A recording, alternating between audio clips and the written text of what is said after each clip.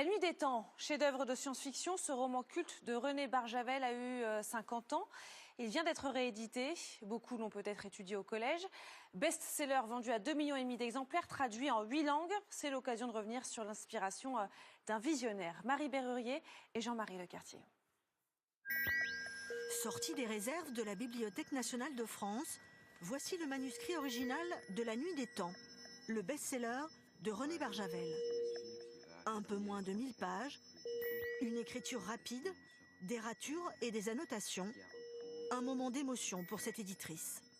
Pourquoi est-ce qu'il est resté mythique? Parce que c'est un roman qui brasse de nombreuses thématiques. C'est l'aventure au pôle Nord, c'est la découverte d'une civilisation, c'est évidemment la découverte aussi d'un grand amour impossible. La Nuit des Temps, c'est un peu, et je ne suis pas la première à l'avoir dit, le Roméo et Juliette des temps modernes.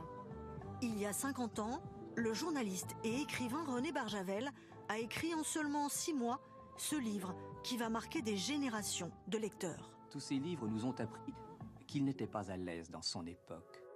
La Nuit des Temps, c'est l'histoire d'une découverte bouleversante. Au pôle Sud, des scientifiques retrouvent les traces d'une civilisation ultramoderne disparue 900 000 ans plus tôt. À 1000 mètres sous la glace, il y a un homme et une femme en état d'hibernation mais vivants. C'est une femme et un homme unis comme les deux moitiés d'un même fruit et qu'on va séparer et déchirer pour essayer de sauver une civilisation. René Barjavel est l'un des pionniers de la science-fiction française. Dans La Nuit des Temps, il a imaginé, il y a un demi-siècle, des technologies qui n'existaient pas encore, comme la vidéosurveillance ou la carte bancaire. C'est ce moyen de paiement qui a effectivement inspiré les ingénieurs de la société française Bull qui ont développé au début des années 80 la carte bancaire. Alors comment faisait Barjavel pour être aussi visionnaire? Cet ingénieur passionné a son explication.